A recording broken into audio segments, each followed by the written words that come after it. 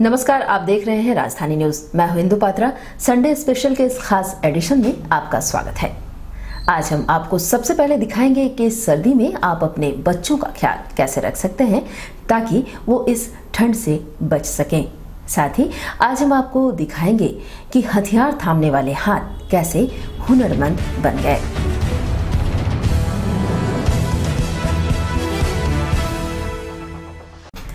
तो आइए सबसे पहले आपको लिए चलते हैं शिशु रोग विशेषज्ञ डॉक्टर एसी दास के पास, जो हमें बताएंगे कि इस सर्दी में हम अपने बच्चों का ख्याल कैसे रख सकते हैं। दर्शकों, आज के समय में जिस तरह से पारा गिरता जा रहा है, ऐसे में बुजुर्ग से लेकर के बच्चों तक को हम कैसे उनका खास ख्याल रखें। और अगर बात करें बच्चों की, तो बच्चों पर ध्यान देना हमें ज़्यादा ज़रूरी है, क्योंकि जिस तरह से ठंड बढ़ रहा है, ऐसे में बच्चों के समक्ष बहुत तरह की परेशानियाँ उत्पन्न होती है। और इस समय बच्चों को किस किस तरह से रोग ग्रसित करता है बच्चों को, इन सब विषयों पर आज हम बात करने के लिए शिशु रोग विशेषज्ञ के पास आए हैं, डॉक्टर एसी दास के पास। डॉक्टर साहब नमस्कार। नमस्कार सर, आज हम आपसे जानना चाहेंगे कि आज जिस तरह से ठंड बढ़ रही है, ऐसे में हम बच्चों का किस तरह से ख्याल रखेंगे, और इस वक्त आप जैसे डॉक्टर्स हैं तो किस तरह की परेशानी बच्चों में खास देखी जा रही है। इस बार जमशेदपुर में अनलाइक अदर ईयर्स बहुत ठंड पड़ी है और काफ़ी लंबी समय तक ये ठंड चल रही है जी। तो इतनी ठंड में नेचुरली एक्सट्रीम्स ऑफ एज में ज़्यादा लोग बीमार होते हैं, जैसे ओल्ड एज के लोग जी। और छोटे बच्चे। इसीलिए इस दोनों एज ग्रुप में सावधानी रखना बहुत ज़रूरी होता है। बिल्कुल। छोटे बच्चों को गर्म रखना सबसे इम्पोर्टेंट होता है, क्योंकि एकदम छोटे बच्चे जो न्यूबॉर्न होते हैं उनका टेम्परेचर, बॉडी का टेम्परेचर विद सराउंडिंग थोड़ा चेंज हो सकता है। इसीलिए घर से नहीं निकलना, उन लोगों को प्रॉपर क्लोथिंग में रखना, गर्म रखना, ये सबसे प्राइम इम्पोर्टेंस होता है जी। और जितने इस ठंड में जितना हम लोग उन लोगों को बाहर कम लेके जाए, उतना सर्दी, खांसी और डिफरेंट वायरल इन्फेक्शन से हम उन लोगों को बचा रख सकते हैं।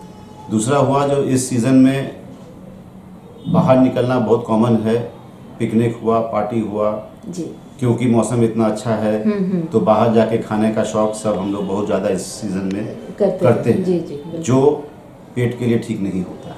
सो इस सीज़न में स्टमक इन्फेक्शन भी काफ़ी हम लोग बच्चों में देखते हैं, बिकॉज बाहर का खाना बहुत ज़्यादा हम खाते हैं और खिलाते भी हैं। तो इसमें भी रोकथाम बहुत ज़रूरी है, या कम करना ज़रूरी है ताकि इन्फेक्शन नहीं हो।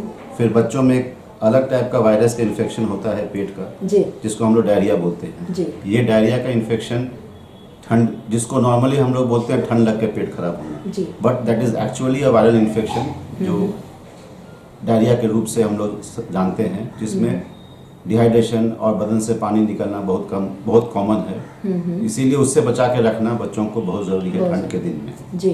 यही तीनों बीमारी और एक निमोनिया और ब्रोंकियोलाइटिस बोल के एक बीमारी होता है, जिसमें सर्दी खांसी के साथ सांस का दिक्कत होता है जी। तो ये एक प्रॉब्लम भी होता है। इसको रोकने के लिए फिर आउटिंग और भीड़ भाड़ वाले एरिया में जितना हम लोग बच्चों को कम ले जाए उतना अच्छा है। तो मेजरली ब्रोंकियोलाइटिस जो एक खांसी, सर्दी, सांस का इन्फेक्शन का बीमारी है, दूसरा निमोनिया, तीसरा डायरिया, यही सब मेन इस एज ग्रुप में बच्चों में इस सीजन में होता है जी। डॉक्टर साहब, आपने जैसे कहा सांस फूलने की बीमारी, ये जो है अधिकतर 10 बच्चों में आप 100 में 99 बच्चे उस तरह से पाए जाते हैं। तो ये सांस फूलना, जिन्हें हम पसली चलना भी बोलते हैं, तो इसके लिए क्या कुछ ऐसा घरेलू उपाय भी है जिसको करके हम बचा सकें? इसमें प्रिवेंशन तो करना ही है। प्रिवेंशन, क्योंकि ये एलर्जिक एक प्रॉब्लम है, एलर्जी मेडिटेड है, तो जितना हम लोग बच्चों को एलर्जिक चीज़ से बचा सकते हैं उतना बच्चों को हम इस प्रॉब्लम से दूर रख सकते हैं। जैसे धूल हुआ, डस्ट हुआ, धुआं हुआ, जितने घर में आसपास में गंदगी है उससे हम लोग अगर बच्चों को दूर रख सकते हैं। डेली बेसिस पे जो हम लोग घर में और गुड नाइट लगाते हैं, इसका जो एक्सपोजर है, धुआं है, उससे भी देखा गया कि इस तरह से प्रॉब्लम ज़्यादा होता है।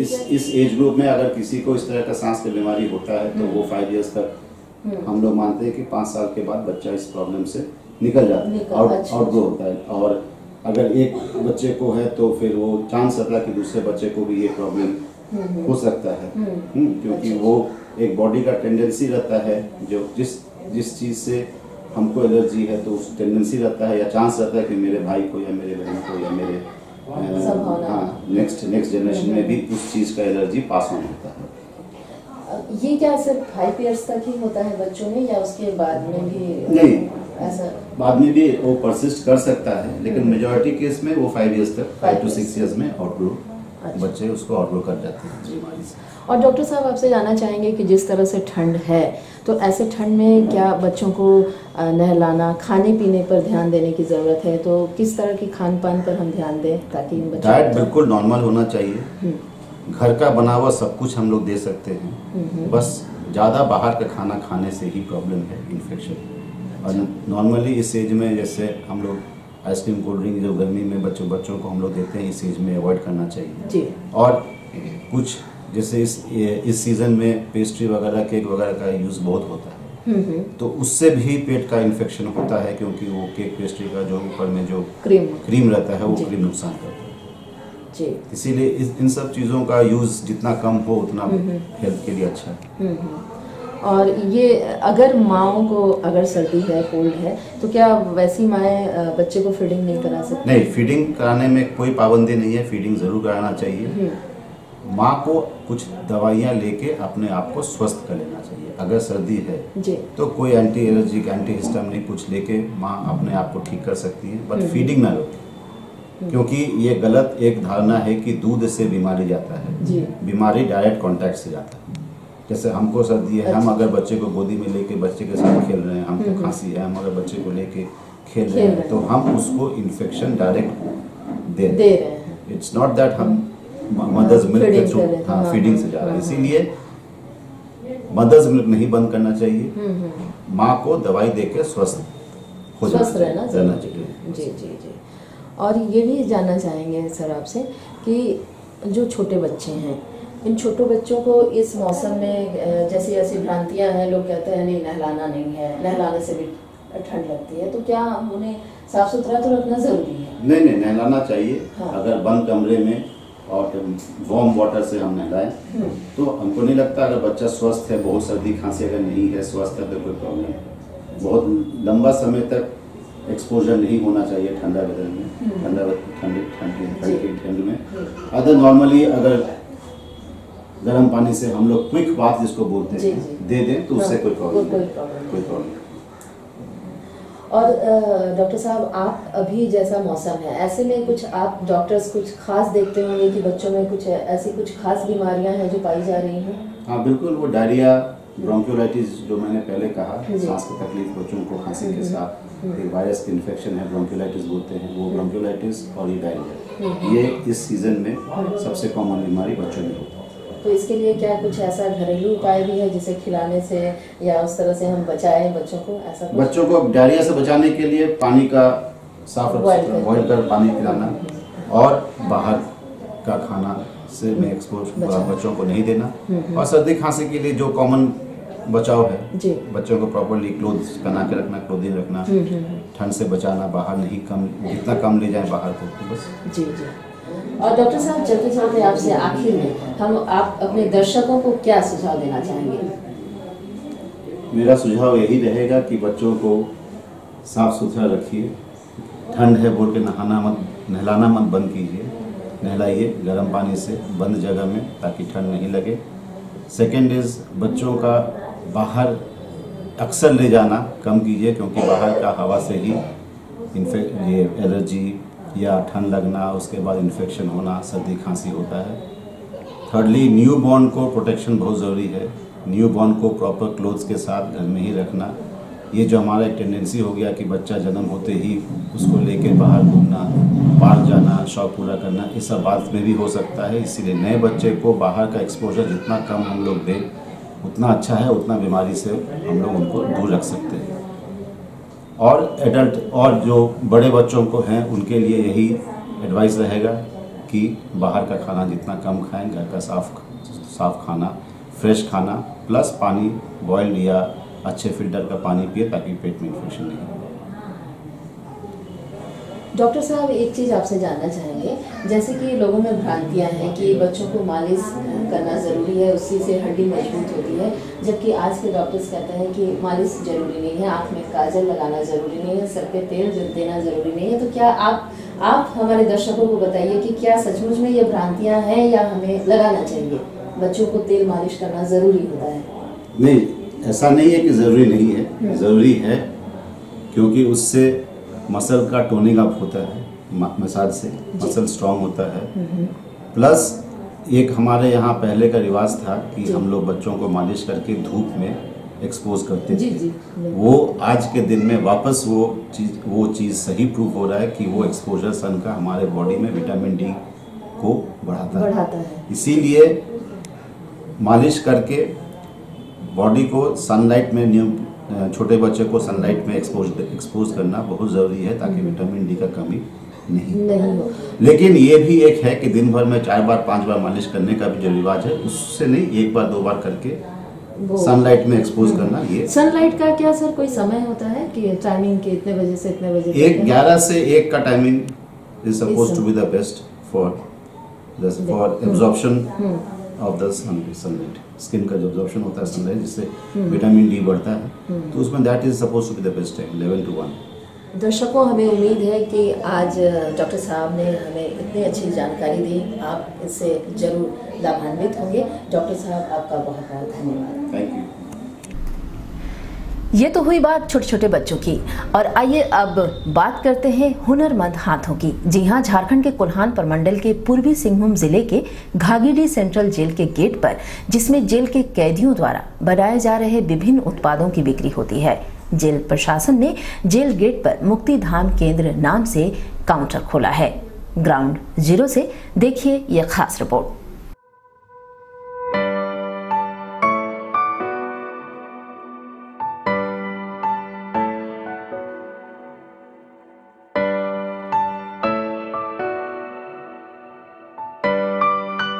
कैदियों का नाम सुनते ही कहीं न कहीं हम उनसे अपने आप को अलग सा महसूस करते हैं, जहां समाज में उनके लिए कोई जगह ही नहीं बचता, और वो भी एक ऐसे दलदल में धंसते चले जाते हैं जहां मुख्य धारा में उनका लौटना मुश्किल ही नहीं, नामुमकिन हो जाता है। ऐसे में जब कैदियों द्वारा कुछ नेक काम समाज के लोगों के लिए किया जाए, तो वो अपने आप में बिल्कुल ही अलग होगा। जी हाँ, हम बात कर रहे हैं घागीडीह केंद्रीय कारा की, जहाँ वर्तमान में सजाए आफ्ता कैदियों द्वारा इस नए साल की आगाज की गई है, क्योंकि इन्होंने अपने हाथों से तैयार की है स्वादिष्ट खाद्य सामग्री, जिन्हें ग्राहक खरीद तो रहे ही हैं और अन्य लोगों को खरीदने के लिए भी प्रेरित कर रहे हैं। जहां ग्राहक अनिल कुमार यादव ने कहा है कि फिल्मों में दिखा और सुना दृश्य आज आंखों के सामने है।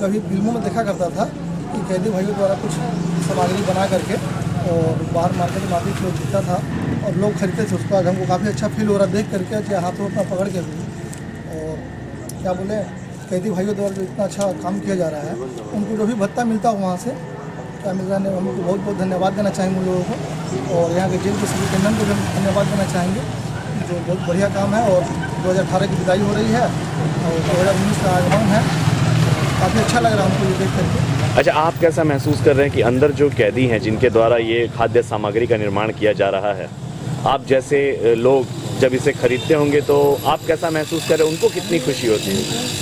उनको कितनी खुशी होती होगी, उनसे कहीं ज़्यादा हमको लग रहा है, हमको खुशी अभी हो रहा है कि कहीं ना कहीं आज की सरकार हमारी अच्छा काम कर रही है और कैदी भाइयों द्वारा जो भी है।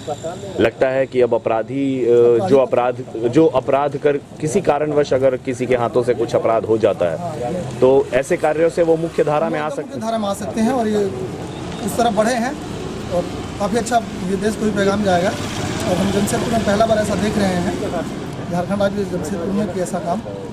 क्या खरीदा है आपने? ये केक है सर, वेज है ये, और सारा शाकाहारी ही बन रहा हाँ है? पूरा प्योर वेज है सर।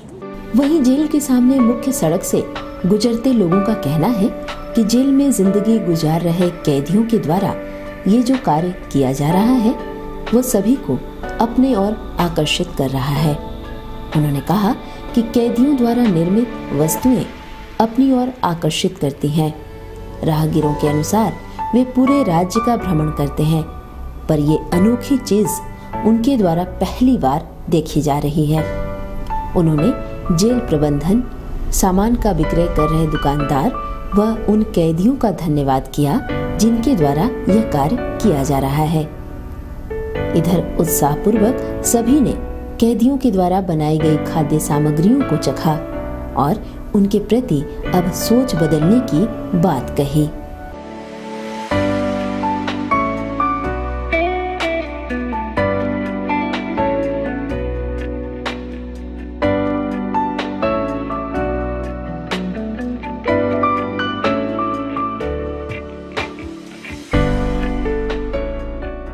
अभी हम लोग बाई रोड जा रहे थे गीती लता की तरफ, तो अचानक देखे कि जेल के समीप एक दुकान खुला हुआ है।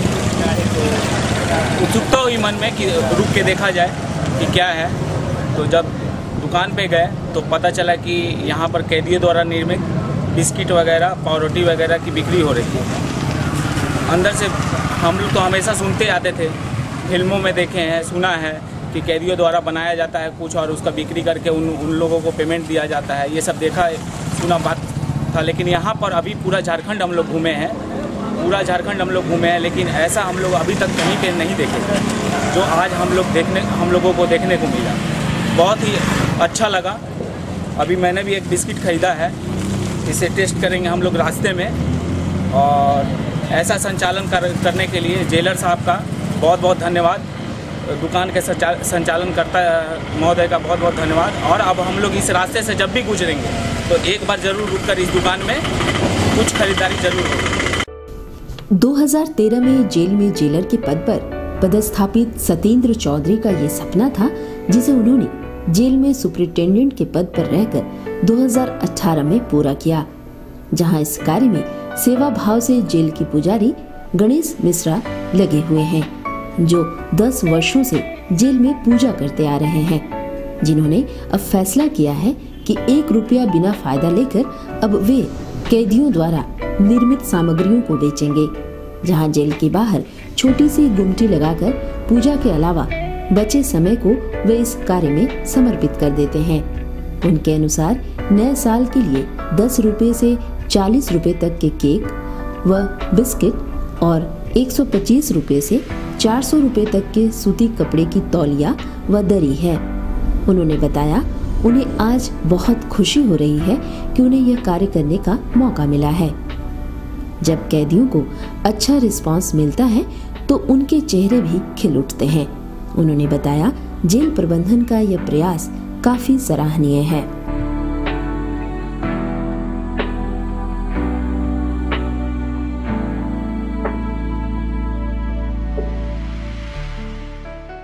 यहाँ एक अच्छी चीज़ सबसे बढ़िया समाज के लिए कही गई कि लोग कहते हैं कि अपराधी अपराध करके आता है, पर हम लोगों ने उस चीज़ को एक जीवन संवारने का ढंग समझाया और ये कोशिश की कि वो लोग जो काम करेंगे वो काम का समाज पर क्या प्रभाव पड़ेगा। उन लोगों ने एक बहुत अच्छा सीखा और वो लोग काम करने की इच्छा जता दी। सर ने उनको जो है सुप्रिटेंडेंट सर हैं, जेलर साहब हैं, इन लोगों ने उनको बहुत अच्छा प्रमोट किया कि आप लोग जो काम करोगे उसका आपको बहुत अच्छा दोनों चीज़ें हैं। एक तो दैनिक मजदूरी का उनको काम मिल जाएगा, दूसरा है कि समाज में बहुत अच्छा मैसेज जाएगा कि अपराधी अपराध को छोड़ करके देखिए समाज से जुड़ने का कितना काम कर सकता है। उसी के में ये सब काम चालू होगा। हमारे यहाँ बेकरी का काम चल रहा है, जिसमें बिस्किट है, ब्रेड है, पाव है, बन है, ये सब सामान बन रहा है। और ये बाहर हम लोग काउंटर उसका लगाए जिसमें कि यह सब सामान बिक रहा है। और उसमें बहुत सारे हमारे जो बंदीगण हैं, भाई हैं, वे लोग भी स्वेच्छा से काम को बढ़ाते हुए में कपड़े का भी काम कर रहे हैं, जिसमें कि सूती का गमछा है, दरी है, चटाई है, थैला है, ये सारे कुछ वो लोग अपने हाथों से बना रहे हैं। इस किस्म का जो काम है वो झारखंड में, पूरे झारखंड में जमशेदपुर की जेल में ये पहली बार हो रहा है। इसके लिए तो परिकल्पना जो है हमारे जो अभी सुप्रिटेंडेंट सर हैं, वो 2013 से 15 के बीच में जब वो यहाँ जेलर के रूप में स्थापित थे, उन्होंने यह सोची थी और उन्हीं के समय से यह काम चालू था। लेकिन आज वो धरातल पर है और आज यह काम बहुत अच्छे ढंग से बढ़ रही है और समाज के लोगों का भी बहुत अच्छा इसमें साथ मिल रहा है। जब लोगों को यह मालूम चल रहा है कि जेल में जो बंद कैदी हैं वो लोग इस तरीके का काम कर रहे हैं, तो गुणवत्ता को तो हम लोग भी ध्यान में रख रहे हैं और आस पड़ोस वाले भी, क्योंकि बंदी के जो मिलने वाले लोग आते हैं वो तो इस सामान को हाथों हाथ खरीद ही रहे हैं। पास पड़ोस वालों से भी इनका अच्छा रिस्पांस मिल रहा है। वो लोग तो यहाँ तक आ गए हैं कि हम लोगों को कल के लिए, परसों के लिए ऑर्डर दें। जेल प्रबंधन इन कैदियों को मुख्य धारा से जोड़ने का प्रयास कर रही है, जहां समाज से अछूते इन कैदियों के द्वारा किए जा रहे कार्यों द्वारा लोगों का प्रभावित होना हम सभी के लिए शुभ संकेत है।